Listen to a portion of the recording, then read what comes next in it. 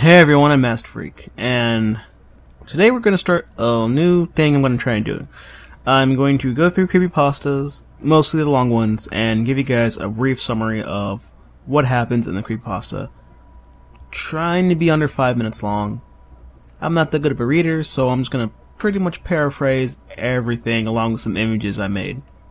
If you don't like the images, then either you can make me images and send them to me for any creepypasta, and then I'll do that creepypasta.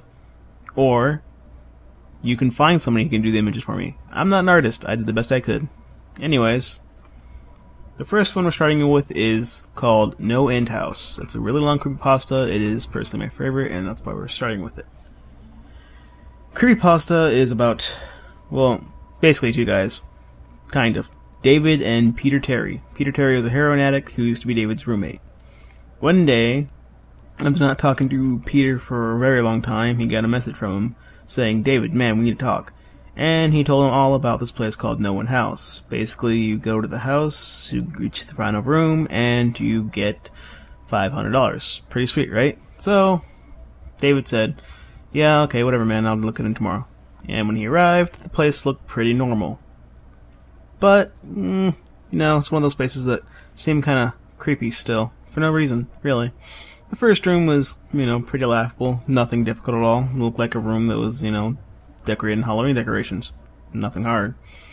And the next room, a little creepier. The room was, filled with fog. There was no fog machine, which was even creepier. And it kept playing this really annoying sound over our PA system. But he passed that just went to the next room. Now, the next room, on the surface, it looked pretty normal. There was a chair in the middle of the room, there was a lamp, and there was shadows. Pretty much the same. As the pro goes through the room, what set him off? Well, the shadows. They didn't look right. There was more shadows than should have been there. So, he, just tried the door to leave, but the door wouldn't open. At least not right away. So, he tried to figure out what to do, and then he kind of got freaked a little bit because, well, he noticed something. All the shadows were right now. Well, were right. The shadows in the room were that of the chair. His shadow was gone. That's what freaked him out. Then the door unlocked and he was able to go in the fourth room. Really? It was freaky. Really freaky. Not sure how it happened, but he's progressing on. There's only 8 rooms. This fourth room. Sweet. You can do this. Fourth room was black. Completely black. Couldn't see or hear anything. Terrified him. Terrified anybody, really. But what he heard was a humming that got louder and louder, as if something was chasing him. Eventually, the lights did come on for a moment in the room and showed that the room was completely normal. There was nothing in there. But as soon as the lights went out again, he heard the humming as if something was after him and chasing him. So he hurried up and fell. So he hurried up and he stumbled his way into room 5. Now, what was most surprising about room 5 is that, well, it was a forest. In fact, it was a forest that was, way too big to even be in that place. No ceilings, trees grew in there, it was spectacular. But the thing is, that place was much bigger than the actual building was, at least appearing from the outside. But as he went through the room, he heard the humming again, and he heard bugs, and he felt bugs on him. He couldn't see them, but he felt them. Eventually, as the humming and the bugs got persistently, he got weaker and more paranoid. He found room 6. And he went in as soon as he could. He closed the door behind him. His eyes held shut, his ears ringing. The hum surrounded him. The door clicked in place, and the hum was gone. He opened his eyes, and in surprise, the door had shut was gone. There was no door now, it was just a wall. He scratched softly at the wall, trying to get through, trying to open the door, trying to get out of the room. Then he heard, "Are you alright?" He turned around and saw a little girl. It was really weird. A little girl wearing a white dress. But behind her was a demon.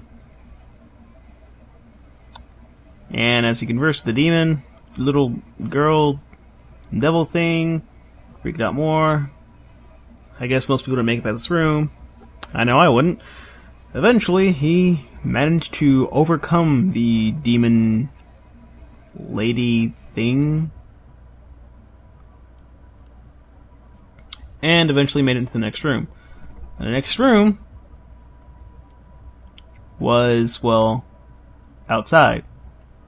Like, actually outside. Outside. Like, outside the building. He felt happy. Tra-la-la-la. He got in his car, drove home, took a shower, but after he took a shower, went in the kitchen to get something, he saw his parents lying on the ground, naked and covered in blood. That is terrifying.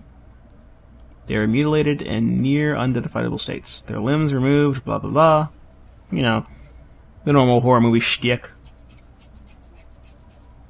But as he was standing in the room, he realized that he's in room 7, and right across from him was door 8. Now his parents stared up at him, they looked at him, they watched him. It was really terrifying. Really, really terrifying, I bet, for anybody. But he made it to room 8. Now room 8, what was in there? Well, it was him. Or a clone of him, or an evil him. It was him. It's really the way they describe it in the story is kind of, weird. I never really knew the paradox. But again, it was him. And the only way to get out of that room was to hurt him. Yeah, to hurt is other him himself to get out of the room, so that's what he did. And he made his way through that room, and then a whole bunch of darkness and mindfuckery, and then finally, as he was able, he made it back to the lobby. On the desk, there was a plain white envelope. His name hadn't written on it. David Williams, congratulations, you have made it to the end of NoEnd House. Please accept this prize as a token of achievement. Yours forever, Management. And inside were 5 $100 bills.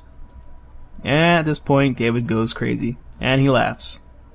He laughs as he leaves, he laughs on the way home, he laughs when he gets home, and he laughs when he goes up to his front door, and he laughs when he sees the 10 etched into the wood on his door. Really, that was longer than I wanted it to be, but, you know. That was NoEnd House, summarized down as much as I possibly could, creeping in some of those creepy bits the best I could.